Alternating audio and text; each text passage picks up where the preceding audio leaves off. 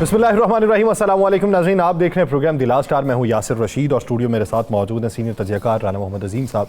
नाज़रीन, अगर पाकिस्तानी मौज़ूआत को आज देखा जाए तो मौज़ूआत में सर फहरिस्त जो चीज़ें दिखाई देती हैं, अगर कल हम देखें कि पेट्रोल की कीमत में कमी वाक़ई कर दी है, तो पेट्रोल की कीमत में कमी ने आम आदमी को क्या रिलीफ दिया है? इजाफत देखने में आए तो सारी चीज़ें महंगी होने लगती हैं, लेकिन जब कमी देखने में आए तो चीज़ों में कमी उस तरीके से वाक़ई नहीं होती। पै दर पै हमें महंगाई के अज़ाब का ही सामना करना पड़ता है। और अब के जो बिजली के बिल आए हैं, लोगों के आसान तो अब मज़ीद ख़ता होना शुरू हो गए हैं।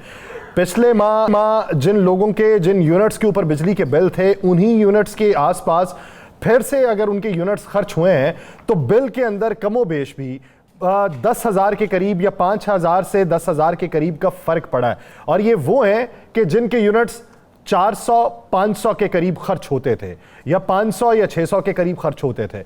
अगर उससे नीचे आ जाएं तो उसी रेट के ऊपर उसी यूनिट्स के ऊपर वो जो फ़र्क दिखाई दिया है वो भी 4,000 के करीब का फ़र्क है। और बिजली की कीमतों में जब इजाफा हो जाएगा, टैक्सेस के अंदर आप इजाफा करेंगे, महसूलात के अंदर इजाफा करेंगे, तो आम आदमी के ऊपर बोझ तो मजीद बढ़ता चला जाएगा। तो आम आदमी के पास क्या ऑप्शंस मौजूद हैं, इसके ऊपर आज बात की जाएगी। और दूसरा ये कि लाहौर में होने वाली बारिश से 44 साल रिकॉर्ड टूटा है। बहुत से इलाकों में 330 मिलीमीटर बारिश हुई और हमने ये भी देखा कि जिन जगहों पे रीवैम्पिंग के नाम के ऊपर 40 मिलियन रुपए खर्च किए गए थे, आज वहाँ पर भी घुटने घुटने पानी हमें देखने को मिला। और हुकूमत पंजाब क्रेडिट ले रही है कि उसने निकासी आब के बेहतरीन इंतजाम किए। मुख्तलिफ लोग जो हैं वो सोशल मीडिया के ऊपर हुकूमती तर्जुमान जो हैं वो बता रहे हैं, लेकिन जिस तरीक़ाकार के तहत पानी निकाला जा रहा था वो तरीक़ाकार भी काफ़ी काबिले दीद भी था और काबिले सताइश भी था कि दुनिया तरक्की कर गई और हमने नए नए हरबे आजमाए और नई तराकीब के पीछे हम पड़े हुए हैं।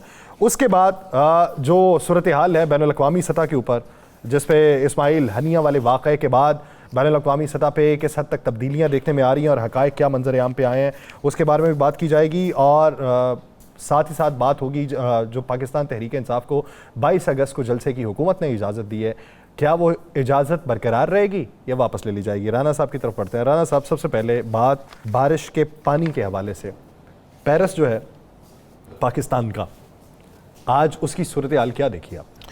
बिस्मिल्लाहिर्रहमानिर्रहीम, वस्सलातु वस्सलामु अलैका या सय्यदी या रसूलल्लाह, अस्सलातु वस्सलामु अलैका या सय्यदी या हबीबल्लाह, ताइदार ख़त्म नबूवत, जिंदाबाद जिंदाबाद। बात यह है कि यासिर साहब, मैं बड़ा खुश था सुबह जब बारिश हुई तो मस्जिद से अभी नमाज फजर जो शुरू हुई, उसके बाद बारिश का आगाज़ हो गया। चूँकि आपका मेरा घर करीब आपको पता है, तो मैं मस्जिद से घर तक बारिश में नहाते आया और मैंने कहा अल्लाह की रहमत है, और ये रहमत जो है अगर मेरे हुक्मरानों ने रहमत ही रहने दिया तो इससे अच्छी बात ही कोई नहीं। लेकिन बारिश थी बड़ी शदीद, बड़ी तेज़ बारिश थी और बड़ी अरसे बाद ऐसी बारिश देखने को मिली। आपको पता है यासर, आज इस बारिश के हवाले से जब उस्मा बुहारी साहिबा ने एक प्रेस कॉन्फ्रेंस की जिस पर उन्होंने दावे किए कि फ़लाँ फ़लाँ फ़लाँ फ़लाँ फ़लाँ फ़लाँ जगह, तकरीबन जगहों से पानी निकल गया, मैं इस बात को, जिस वक्त मेरे हमारे कायरीन देख रहे हैं प्रोग्राम, मैं इस बात का हलफ दे सकता हूँ कि अब भी मैं गुलबर्ग से इस ऑफिस तक पहुँचते हुए मैंने 20 जगहों पर मेन सड़कों पर बेइंतहा पानी देखा है। और ये सड़कें भी वो हैं जो जाती उमरा की तरफ भी जाती हैं, जो जौहर टाउन की तरफ भी जाती हैं। अभी जौहर टाउन में भी मैंने पानी देखा है, मैंने जिना हॉस्पिटल के बाहर भी पानी देखा है, कज़ाफी स्टेडियम के बाहर भी पानी देखा है। आप आ जाए, मैंने गुलबर्ग में भी पानी देखा है। मैंने बिल्कुल अभी इस वक्त जिस बात कर रहे हैं, अब भी इस वक्त भी लोग पानी निकाल रहे हैं। लाहौर की सबसे बड़ी मार्केट, जिसमें आज कम व बेश वो कह रहे हैं कि कपड़े की सबसे बड़ी, यानी एक तो आजम क्रास मार्केट है ना, उसमें तो नुकसान हुआ सो हुआ पाकिस्तान का, लेकिन ओरी का सेंटर सुना ना, बड़ा मशहूर है। जी। मेरी उसके सदर अमजद अली शाह से बात हुई तो मैंने कहा क्या तहमीना है आपका है? उसने कहा जी कमो बेश 20 करोड़ रुपए का नुकसान हो गया, हमारी आगे दुकानें देखी। हम जाके, मैं गया वहां पर तो देखा कि पूरे बेसमेंट में एक दुकान ऐसी नहीं है जो बची हो, महंगा तरीन कपड़ा बर्बाद हो गया। उसने कहा, मैंने कहा फिर ये पानी निकाला कैसे? उसने कहा प्राइवेट लोगों को बुला के रैंप लेके किराए पे फिर ये पानी निकाला है। और इस वक्त उसके बाद आप आ जाए हार रोड पे, आपको पता है कितनी बेसमेंटें हैं वहाँ जी। पे। अनारकली में आप आ जाएं, मेकरो रोड पे आप आ जाएं, बीडन रोड पे आप आ जाएं। मेरे पेरिस के अंदर तो ये आलम था जिसकी इंतहा कोई नहीं। और देखे कमाल है, कमाल है मेरी, मैं कह रहा हूँ वासा वालों पे दिल करता है कि मैं हार लूँ और जाकर उनके गले में डालूं। यार वो फुटी दिखा दें मेरे भाई फिर एक दफ़ा, वो किस तरह क्या उन्होंने तरीका बनाया कि पानी, यार देखो कमाल है यार। अच्छा मैंने समझा रेत उठा रहे हैं, जब पहले फिर फुटी देखी मैंने कहा रेत उठा रहे हैं। ये पानी अंदाज़ा लगा लेना जिस मुल्क के अंदर, जिस डिपार्टमेंट के अंदर ये फुटेज जो बन रही है ना, ये वासा के लोग ही बना रहे हैं फुटेज अपनी कारकर्दगी दिखाने के लिए, अपनी कार्रवाई पूरी करने के लिए। अंदाज़ा लगाओ यार पानी इंज निकलता है।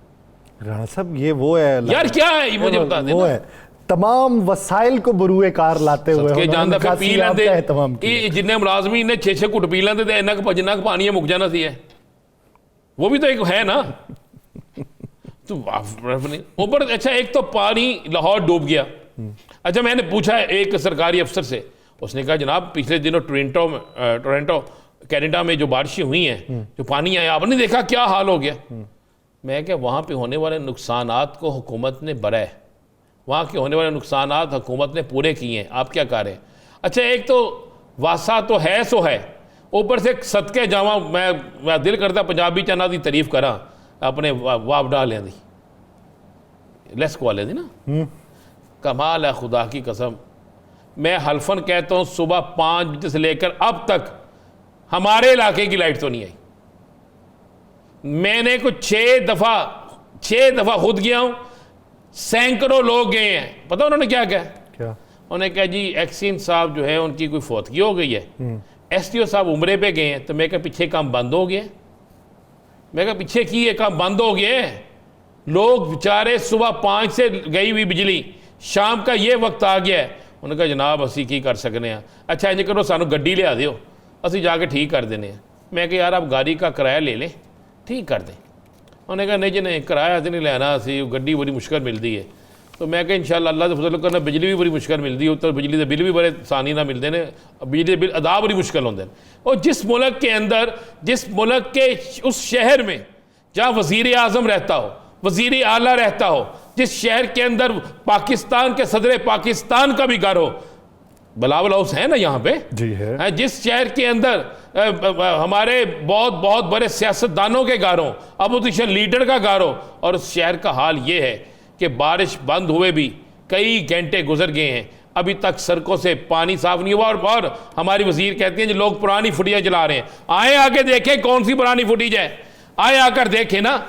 मुझे ये फुटेज पुरानी है, ये तो इस तरह लग रहा है जैसे सैलाब आ गया है, खुदा ना हास्ता इससे ज़्यादा बारिश हो गई तो फिर तो कश्तियाँ रखनी पड़ेंगी ना यासर साहब, कश्तियों पे जाना पड़ेगा।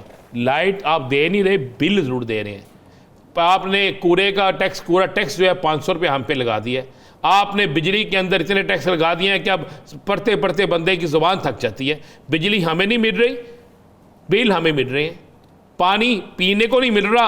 बारिश हो तो सड़कों पे बेइंतहा पानी मिलता है। और आपके तजर्बे ऐसे कमाल के हैं कि जिससे मट्टी उठानी है उससे आप पानी उठा रहे हैं, और जितना उठा रहे हैं उतना ही गिर रहा है वापस। मुझे नहीं समझ आती कि आपने कौन से कारीगर रखे हैं, क्या उनसे आपने ऐसे सिलसिला बना दिया है कि जिसका हल ही कोई नहीं। इंसानियत, मैं कहना लाहौर तो आज डूब गया। अब जिन लोगों का नुकसान हुआ है, हजूर मैं सरकार से अर्ज कर रहा हूँ जनाब, जाइए जाके उनके नुकसान को तो पूरा कीजिए। जाइए जाके उनका, वो आपको टैक्स देते हैं, वो आपको कूड़ा टैक्स भी के पैसे देते हैं, आपको बिजली के बिलों में पैसे देते हैं, आपको वासा के बिलों में पैसे देते हैं, आप जिस चीज़ पे टैक्स लगाते हैं वो टैक्स आपको देते हैं। अब वो जो दुकानदार जिनों की दुकानें तबाह हो गई हैं, वो लाखों नहीं करोड़ों रुपए का कपड़ा तबाह हो गया है, आप देंगे? इलेक्ट्रॉनिक का सामान तबाह हो गया है, उसका हिसाब कौन देगा? पहले ही एक ताजर मरा हुआ था, उस पर आपने खुद आके कैसी छुरी चला दी कि कमाल है। क्या ये वासा की टीम है यासर साहब? इनको रोजाना पता होता है ना कि बारिश हो सकती है, ड्रिल्स होती हैं बाकायदा इनकी। तो वासा की टीमें किधर थी उस वक्त? फिर कहा जाता है जी, कहा गया चीफ सेक्रेटरी साहब खुद खड़े थे। भाई मुझे तो उनके ना खड़े होने का ज़्यादा फ़ायदा है अगर पानी खड़ा ना हो। अगर उनके खड़े होने से पानी खड़ा हो गया तो मुझे क्या फायदा। मैं तो कहता हूँ इस फुटेज को ना कोई देखे, इंटरनेशनल अवार्ड मिल सके तो, कि पानी इस तरह भी जाता है। कोशिश करते हैं कि कोशिश कर, बल्कि कोशिश करके भेजें।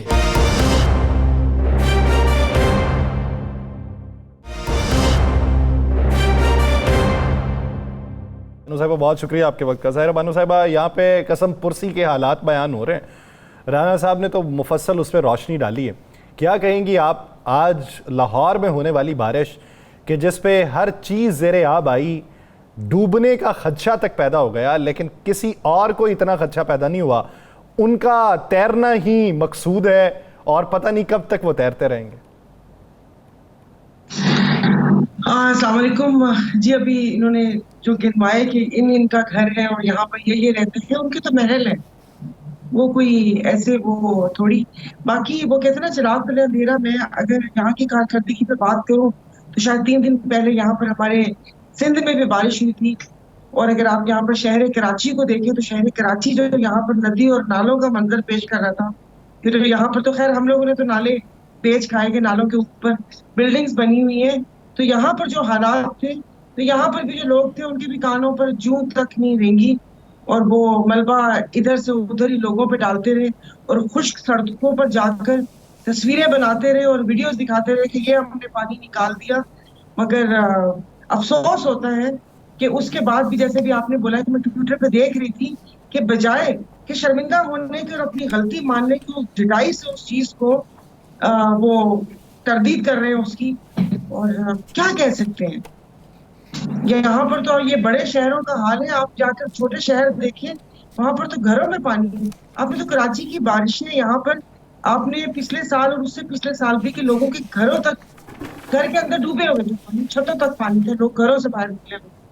मगर वही बात है कि जो भी हुकूमतें आती हैं उनकी तरजीहात दूसरी होती हैं, बातें बड़ी बड़ी, वो कहते हैं कि ऊंची दुकान फीका पकवान। बातें आप इनकी सुन ले तो लग रहा है कि जैसे पता नहीं हम कौन से वो तरक्की याफ्ता ममालिक की दौड़ में बस शामिल है। और मसला ये है कि यहाँ पर अभी तक इस मुल्क में नक्कासी आपका निज़ाम ही नहीं है कि ये बारिशें हो जाएं या जो डिजास्टर आ जाएं उसको कैसे हैंडल करना है, वही नहीं पता। सायरा साहबा, दो अफराद बड़े चीखे। एक आपके एमकेएम वालों ने 2 दिन मुसलसल कहा कि अब हम फैसला करेंगे IPPs के हवाले से, हम एहतजाज नहीं करेंगे, फैसला करेंगे। हमने कहा कि शायद ये इक़्तिदार से अलहदा होने लगे हैं और ये कोई बड़ा धमाका करने लगे हैं।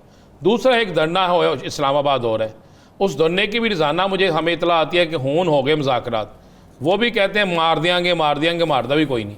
यानी वो डराते हैं कि अब आगे जाएंगे। आप क्या समझते हैं, ये दोनों, एक घर तो आज प्रेस कॉन्फ्रेंस करके साबित कर गया कि वो क्या था, दूसरा घर आप समझते हैं कि संजीदा है?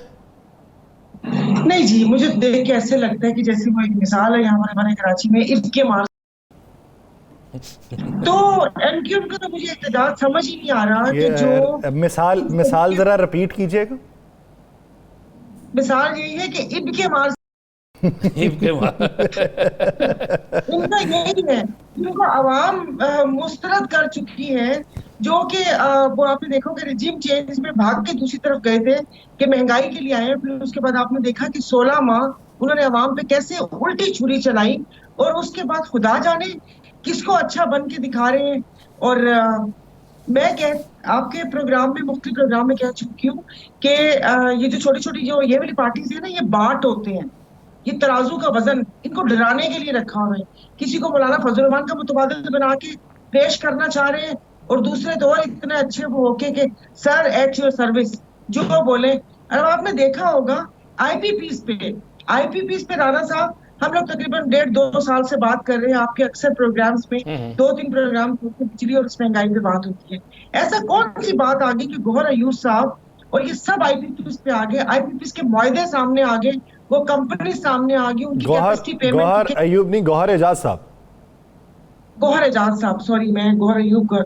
अच्छा, ये सारी चीजें सामने आ गई। अब उसमें मतलब आप मुझे बताएं कि हमारा दिल जलाने का क्या फायदा। 10 कंपनीज बताई हैं कि जो कि एक वो कहते हैं ना कि यूनिट बिजली नहीं बना रही, मगर उनको करोड़ों रुपए की अदायगी हो रही है, और उनकी पिटीशन भी लग गई और सारा कुछ हो गया। ये एक, मेरा जहां तक ख्याल है कि ये उनका एक सॉफ्ट सा इमेज बनाने की कोशिश कर रहे हैं, क्योंकि हम लोग जो पाकिस्तानी कौम है बहुत जल्दी भूल भी जाते हैं, बहुत जल्दी सर आंखों पर भी बिठा लेते हैं हम लोग कि भाई ये तो आवाम की नफ्स पकड़ ली इन्होंने, यही बंदा हमारे दुखों को बदावा करने वाला है, इसी ने सब कुछ सामने लेकर आया है। तो मुझे तो ऐसा लग रहा है जैसे वो कोई बू आती है ना कि कहीं ये कोई जो एक मखलूत किस्म की कोई टेक्नोक्रेट गवर्नमेंट या कोई ऐसी उसमें बनाने के लिए, ये मुझे तो लग रहा है जैसे ये फेसेस तैयार किए जा रहे हैं। वरना आईपीपी मुझे बताएं, किसको नहीं पता था, हर दौर में इसका रोना पीटना होता है।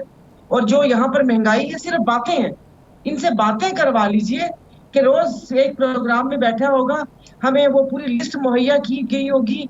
और ऐसे ही है। मुझे तो सच में अगर कोई एहतजाज करता है या ये करता है, मुझे तो सबकी नीयत पर ही शक होता है।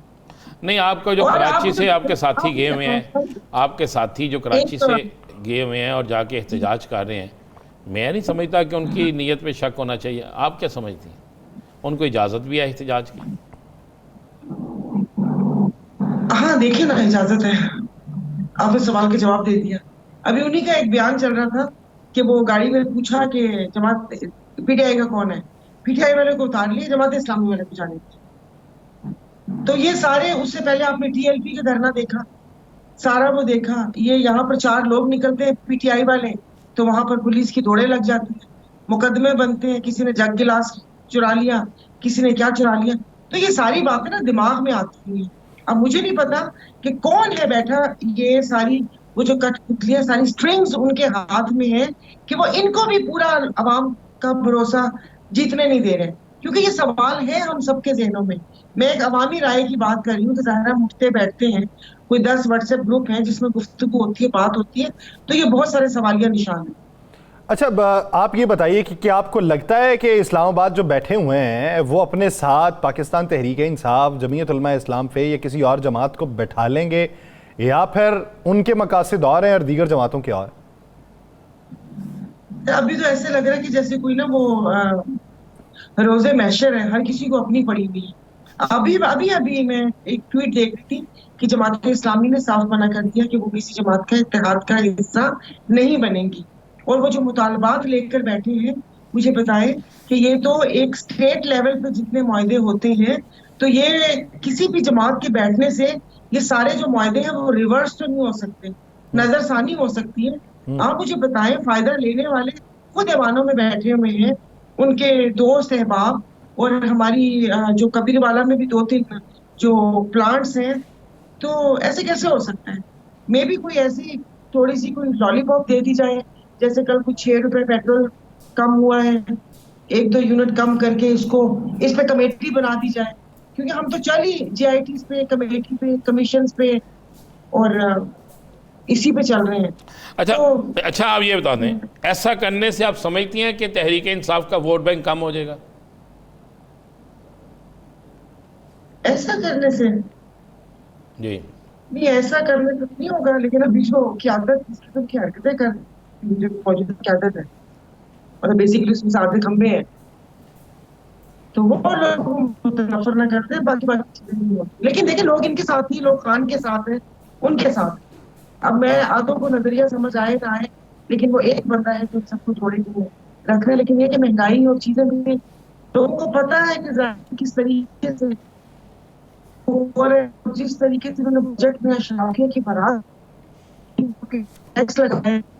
यानी इस वक्त लोगों को ये पता चल चुका है कि अगर कोई क़यादत है तो वो इमरान खान की है, और लोग जो हैं वो महंगाई से जान छुड़ाने के लिए उसी की तरफ देख रहे हैं। तो अब देखते हैं कि ये मुज़ाकरात जो हैं, ये धरने जो हैं, ये नफ्सा नफ्सी का माहौल है, किसके लिए नतीजा खेज साबित होता है। बहुत शुक्रिया सायरा बानो साहिबा इस हवाले से अपना वक्त देने के लिए। नाज़रीन, देख रहे लेंगे एक शॉर्ट ब्रेक के बाद, कहीं नहीं जाएगा शेबदास।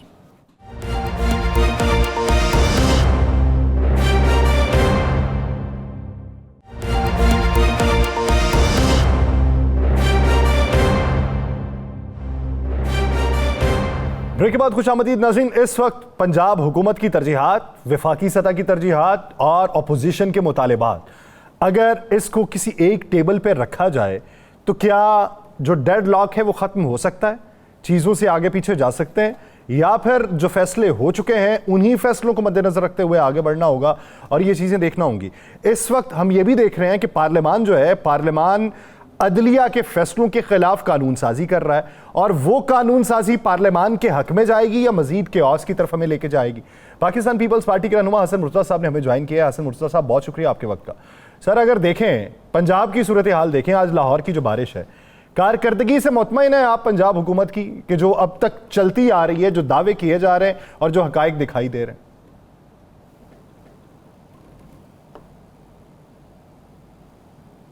नहीं तो उस पे क्या बारिश नहीं होनी चाहिए थी? नहीं, हम ये तो नहीं कह रहे कि बारिश नहीं होनी चाहिए थी, हम बारिश के होने के बाद की निकासी आपकी बात कर रहे हैं। देखिए, बहुत सी चीजें होती हैं। ये शायद अगर कराची होता तो अब तक कोहराम मचा हुआ होता, मीडिया पे भी और हर तरफ। शायद लाहौर है इसलिए हर तरफ खामोशी भी है और एक छोटे छोटे सवालात हैं। मैं नहीं समझता कि ऐसे मामलात पे कोई सियासी बयानबाजी होनी चाहिए। बारिश हुई है, रिकॉर्ड बारिश हुई है, और शायद ये कोई 40-45 साल का रिकॉर्ड था जो टूटा है। तो उसमें कई जगहों पे पानी खड़ा भी हुआ होगा, कई जगह से पानी की निकासी जो है वो जल्दी होगी। लेकिन अगर उसे मजमूई तौर पे देखा जाए तो इतनी बारिश के बाद इतना एक तो होता भी है कि पानी कहीं ना कहीं खड़ा हो। तो ऐसा मेरा ख्याल है कि कोई वाकया नहीं है। बारिशों के सीजन है और बारिशों के सीजन में इतना ही हो जाती है। अलबत्ता इससे भी बेहतर होना चाहिए जी। दीगर ममालिक में भी है यही तूफान, फ्लड जो थे दुबई में भी आए, और उससे जदीद तो कहीं पे भी कोई ऐसी टेक्नोलॉजी नहीं है या कोई ऐसे जदीद आलात नहीं है। वहां पे भी पानी ने जो तबाही मचाई आपके सामने है। दरियाओं में तो बयानी आती है, सैलाब आते हैं, वहां पे काफी नुकसानात होते हैं। तो ये होता रहता है, ये इतना मैटर नहीं है। बाकी जो आपकी बातें हैं वो वाकई काबिले गौर भी हैं और काबिले गुफ्तगू भी हैं। उन पे अगर करें तो ज्यादा बेहतर होगा। चलें हसन मुर्तज़ा साहब, आप पंजाब हुकूमत की कारकर्दगी से मुतमिन हैं?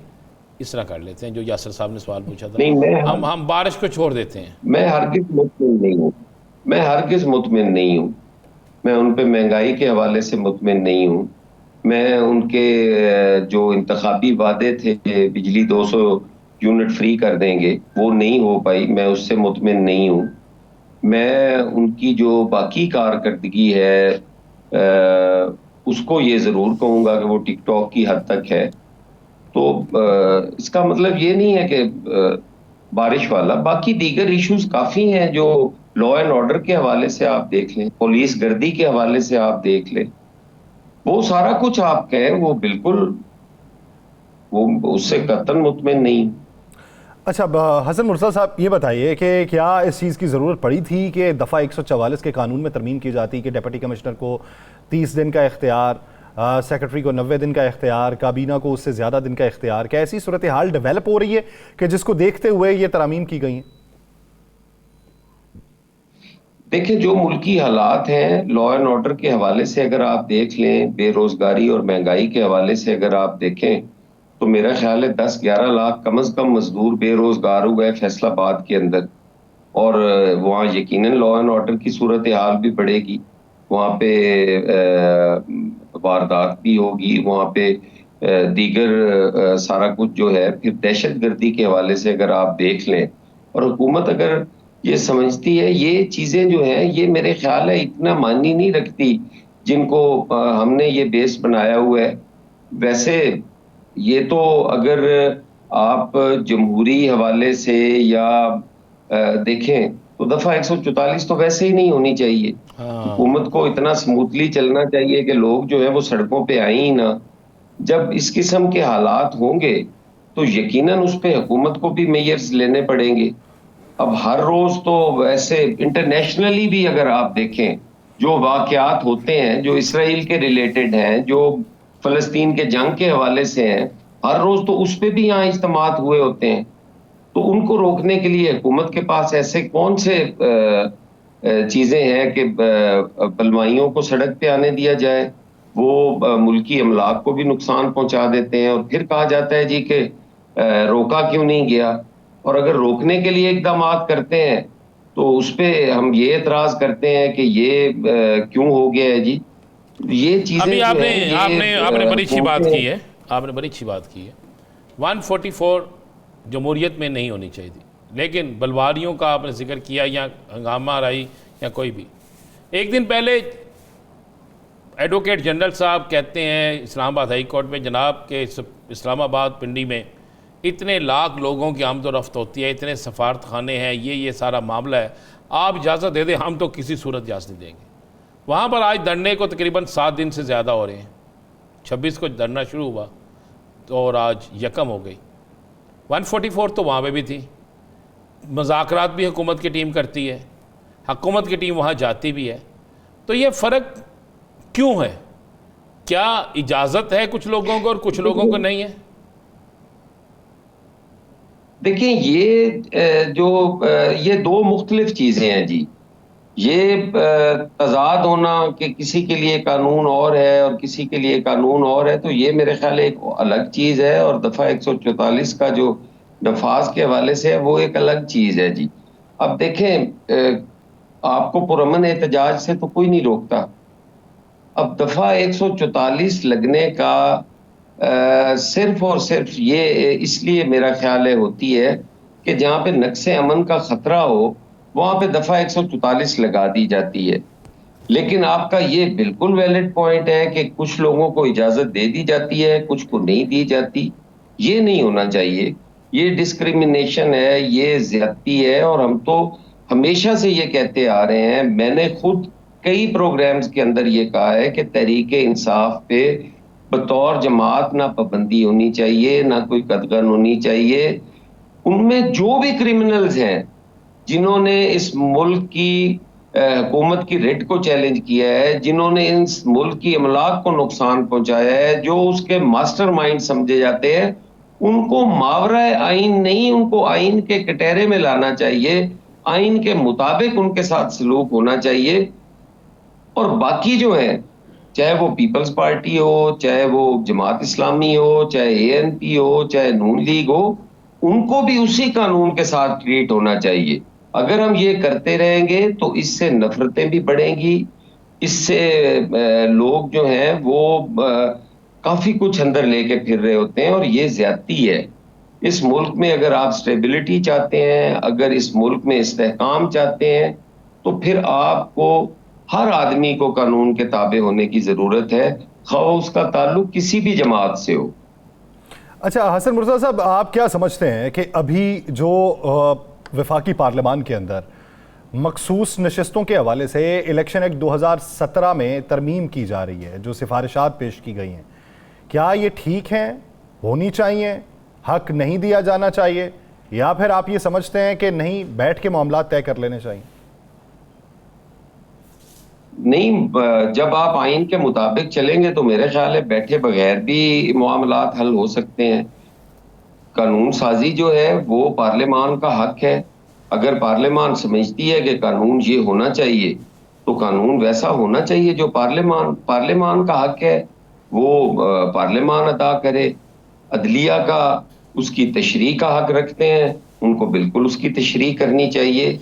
अब ना अदालतों को चाहिए कि वो आइन को रीराइट करे, ना ही पार्लियामान को चाहिए कि वो किसी मखसूस मकसद के लिए पार्लियामान का वक्त ज़ाया करें और कवानीन बनाएं।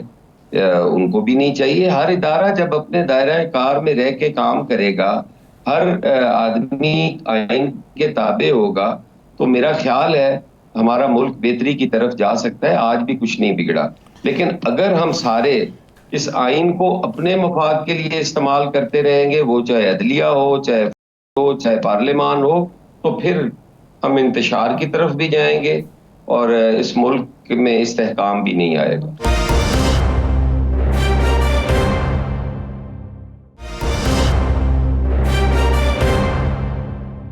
हसन मुर्तज़ा साहब, वो एक कैंपेन शुरू हो गई हुई है सोलर लेने की, कि सोलर दे रहे हैं, लोग रजिस्ट्रेशन कराएं 500 यूनिट से, जिनका है उससे कम, और फाइलर भी होना चाहिए। तो आपके देहात में, आपके हलके में कोई सोलर मिलना शुरू हो गए हैं कोई लोगों को? नहीं, मेरे हलके में तो शायद अभी तक नहीं मिलने शुरू हुए, और अगर मिलेंगे भी तो वो कितने दे लेंगे? ये कितने लोग हैं जिनका बिल 500 से कम आता है या 200 यूनिट से कम आता है और वो फाइलर होंगे?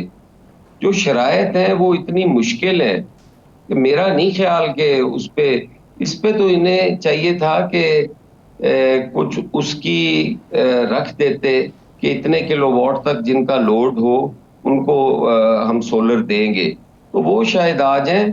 ये फाइलर नॉन फाइलर वाली, ये तो मेरी समझ से बालातर है। मेरे हलके में कितने % लोग होंगे जो फाइलर्स होंगे?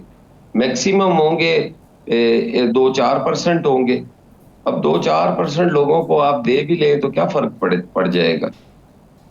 हसन मुर्तज़ा साहब, सिर्फ ये बता दीजिए कि अगर पाकिस्तान पीपल्स पार्टी की इस वक्त हुकूमत होती, आप वफाक में बरसर इक़्तिदार होते, मौजूदा पॉलिसीज़ के कितने मुखालिफ आपकी पॉलिसीज़ होती, और ये जो अभी इन्फ्लेशन रेट है इसके अंदर कमी वाक़ई होती या यहीं पे होता? देखें, ये जो मफरूज़ों पे बात करनी है ना कि अगर हमारी हुकूमत होती तो हम ये कह देते, तो मेरा ख्याल है वो ज़्यादती होगी। हुकूमतें जो चल रही होती हैं वही हुकूमत होती है। लेकिन पाकिस्तान पीपल्स पार्टी सर, ने बसात एहतराम हसन मुर्तज़ा साहब, जब इलेक्शन कैंपेन चल रही होती है ना तो उसमें भी मफरूज़ों पे ही दावे किए जा रहे होते हैं, हकाइक बाद में मुख्तलिफ हो जाते हैं, तो हम उसी मफरूज़े की बुनियाद पे बात पूछ रहे हैं। मैं बात मुकम्मल कर लूं? जी जी। मेरी अर्ज करने का मकसद ये है कि पाकिस्तान पीपल्स पार्टी ने 8 से 13 तक हुकूमत की। पीपल्स पार्टी जब हुकूमत में आई तो PMLN हमारी इत्तेहादी थी, और पहले 6 माह में ही उन्होंने हमसे अलहदगी कर ली। बेस क्या बना कि उस वक्त मुल्क के अंदर ना बिजली थी, ना आटा था, ना चीनी थी। और जब हमने अपनी इत्तेहादियों से बात की और उन्हें कहा, उनके पास वजारत खजाना भी थी, तो उन्होंने कहा ये हम नहीं कर सकते, अगर हम गंदम का रेट बढ़ाएंगे तो हम तो दिवालिया हो जाएंगे। हमने उस वक्त ये फैसला किया कि हम जो पैसा हमने बैरून मुल्क देना है डॉलर्स की सूरत में और गंदम खरीदनी है, हम अपने काश्तकार को इंसेंटिव दें। हमने अपने काश्तकार को इंसेंटिव दिया, हमने गंदम की स्पोर्ट प्राइस का अनाउंस किया। दूसरे ही साल में पाकिस्तान गंदम में खुद कफील हुआ, हमने अपनी जरूरत भी पूरी की और हमने एक्सपोर्ट भी की। सेम पोजीशन चीनी में थी। हम चीनी जो थी वो बाहर से लेते थे और महंगी लेते थे, और चीनी की लाइनों में भगदड़ की वजह से कई वाकयात हुए जिसमें लोगों की जानें भी गई। पाकिस्तान पीपल्स पार्टी ने वहां पे भी अपने काश्तकार को फैसिलिटेट किया और इस्तेहकाम भी आया। हम चीनी में खुद कफील भी हुए, हमने एक्सपोर्ट भी चीनी की। आप देखें, पॉलिसीज बनती हैं मौके की मुनासबत के साथ। आज हमारी सिंध हुकूमत आपके सामने है, और सिंध हुकूमत के अंदर पाकिस्तान पीपल्स पार्टी, बल्कि पूरे पाकिस्तानी उस पर फख्र करते हैं कि जो हेल्थ सेक्टर में पाकिस्तान पीपल्स पार्टी ने वहां पे किया है शायद ही किसी सूबाई हुकूमत ने किया हो। हम कहते हैं कि आओ पब्लिक प्राइवेट पार्टनरशिप की तरफ जाए, हमारी IMF से भी जान छूटेगी, और वो आपके सामने आपके मुल्क में चल रहा है। हजारों डॉलर जिस बीमारी के इलाज पे लगते हैं सिंध के अंदर, वो फ्री ऑफ कॉस्ट होता है, और सिर्फ सिंधियों के लिए नहीं है, वो पूरे पाकिस्तान, पूरे कश्मीर, पूरे GB तमाम के लिए वहां पे फ्री है इलाज की सहूलत। उसी तरह अगर आप एजुकेशन सेक्टर में जाएं, रोड इंफ्रास्ट्रक्चर को देखें, और सबसे बड़ी तो बात है थर कोल पावर प्लांट जो है, आज वो आपके नेशनल ग्रिड में हजारों मेगावाट बिजली जो है वो दे रहा है, और वो बिल्कुल एक सूबाई हुकूमत का है, तो पाकिस्तान पीपल्स पार्टी का ही है। आज हम कहते हैं कि आप IPP से जान छुड़वाओ, और उससे एग्जिट के 1000 रास्ते हैं, आओ बैठे इस पे बात करें। चंद खानदान जो है सालों से इस मुल्क की मईशत को लूट रहे हैं, उनसे जान छुड़वाई जाए, उनको हाथ जोड़ के कहा जाए कि खुदारा इस कौम पे तरस करो, आपने इस कौम का खून निचोड़ के आप पी गए हैं। आप कैपेसिटी पेमेंट के नाम पे जो पेमेंट्स ले चुके हैं वो इतनी ज्यादा है कि आपकी पुश्तों को वो जो है आपको और कुछ करने की जरूरत नहीं है। जाहिर बात है कि वो जब बहुत ज़्यादा पेमेंट्स हो चुकी हैं, अब बैठ के रिवाइव करने की ज़रूरत है, और हुकूमत वक्त उसमें किस हद तक संजीदा है, ये एक सवाल है। बहुत शुक्रिया सैयद हसन मुर्तज़ा वाले से अपना वक्त देने के लिए। पार्लियामान की सियासत का मुस्तकबिल क्या होगा, इसी बारे में बात करेंगे। हमें ज्वाइन किया पाकिस्तान तहरीक इंसाफ के रहनुमा सेनेटर हुमायूं मोहम्मद साहब ने। हुमायूं साहब, बहुत शुक्रिया आपके वक्त का। हुमायूं साहब, बिलाखिर पहली मरतबा इजाज़त मिली आपको डिप्टी कमिश्नर की तरफ से। चलें, पीछे एक पूरा रियाज उस पर है, एक जिद्दोजहद है, लेकिन इस बात की गारंटी क्या है कि 22 अगस्त से पहले कुछ और नहीं हो जाएगा, कुछ और रिपोर्ट नहीं आएगी और आपको जलसे की दी गई इजाज़त जो है वो वापस ना ले ली जाए? बिस्मिल्लाहिर्रहमानिर्रहीम, इय्याका नअबुदु व इय्याका नस्तईन। देखिए, अभी तो वो कहते हैं ना कि too many slips between the cup and the lip. बहुत सारी चीज़ें ऐसी हैं कि जिनका कुछ कह नहीं सकते। खौफ है इनके दिलों में, डर है इनके दिलों में। जब अल्लाह ताला किसी के दिल में खौफ डाल देता है किसी की पर्सनालिटी या किसी के रोब का, तो फिर आप कुछ कर नहीं सकते हो। तो उसका मैं कुछ नहीं कर सकता, उसमें पीटीआई वाले कुछ नहीं कर सकते। अनफॉर्चुनेटली इन सब के ऊपर पाकिस्तान तहरीक इंसाफ का एक ऐसा खौफ है, और उसकी वजह है। वजह यह है कि जो बहादुर लोग होते हैं वो अपने उसूल पे डट जाते हैं, वो अपने मौक़िफ़ से पीछे नहीं हटते। वो उसके लिए वो कहते हैं ना, जो हो ज़ौक़े यकीन पैदा जो कट जाती है जंजीरें, वो अपने यकीन के ऊपर खड़े हो जाते हैं, क्योंकि उनका यकीन इतना मुस्तहकम होता है, उनका यकीन इतना पुख्ता होता है कि उसके सामने बड़े बड़े पहाड़ भी छोटे पड़ने शुरू हो जाते हैं। अगर आप जितने भी बड़े लोग दुनिया में आप देखें, उनकी लाइफ हिस्ट्री देखें, उनके अंदर एक चीज़ कॉमन होती है, वो अपने इरादे से पीछे नहीं हटते, अगेंस्ट ऑल ऑड्स कभी नहीं हटे। ये निशानी होती है अगर एक आदमी, और इसके दूसरी वजह ये होती है कि उनके अंदर एक मादा होता है, उनके अंदर एक अज़म होता है। वो 2 नंबर नहीं होते, वो 420 नहीं होते, वो 10 नंबर ही नहीं करते। यही वो वजह है कि वो अपने मौक़िफ़ से पीछे नहीं हटते। वरना हमने देखा है इस मुल्क के अंदर ऐसे प्राइम मिनिस्टर्स गुजरे कि 5-6 महीने, 8 महीने, साल के अंदर अंदर उन लोगों ने डीलें की और मुल्क से ये जा वो जा, और आज उनकी पॉलिटिकल पार्टी की हैसियत एक पॉलिटिकल लाश से ज्यादा नहीं है। जिसको जो लोग कंधा दे रहे हैं उसकी बदबू से उन जो कंधा दे रहे हैं उनके ऊपर भी वो बदबू चढ़ती जा रही है। और हम तो लोगों को कह रहे हैं कि खुदा के लिए इस पॉलिटिकल लाश को, बदबूदार लाश को और कंधा मत दो, ये लायबिलिटी है, इसको दफन कर दो, ये पुरानी हो गई है, दफन कर दो। क्योंकि एक खास हद तक आप एक लाश के ऊपर वो एहतजाज कर सकते हो, उसको लेकर वो अपना बयाना कर सकते हो, लेकिन जब लाश बहुत पुरानी हो जाए, बदबू देना शुरू हो जाए, तो अच्छी बात ये होती है कि उसको दफन कर दो। तो हमारे लिहाज से, मेरे लिहाज से अच्छी बात है कि इसको दफन कर देना चाहिए। डॉक्टर साहब, आपका 5 को जलसा हो रहा है, आपका सूबा है, उसमें आपको प्रॉब्लम कोई नहीं है। उसके बाद 22 को आपका सूबा नहीं है, हुकूमत वाला, यानी 22 को आप जलसा या एहतजाज की है, और कभी इम्कान है कि 22 से का ये इजाज़तनामा भी कैंसिल हो जाएगा। तो फिर क्या आप इंतज़ार करेंगे कि फिर कोई वक्त आए और हम सब KPK के अंदर उसकी हदूद तक ये एहतजाज करें, और फिर जब कोई हालात बेहतर होंगे तो फिर देखेंगे? देखिए, अगर आप मुझसे पूछते हैं, आपको अगर ये जो KP के अंदर होता है, इंशाल्लाह ताला, वैसे भी ये जो ये झूठ बोलते हैं, जो ये कुफर तोलते हैं कि भाई यहाँ पे ये सारी चीज़ें हैं, मैं किसी एक political party, any political party, आज जमात इस्लामी बैठी है ना, एक वहाँ पे आंसू गैस फेंक दे, फिर आप देखिए कि वहाँ पे होता है क्या।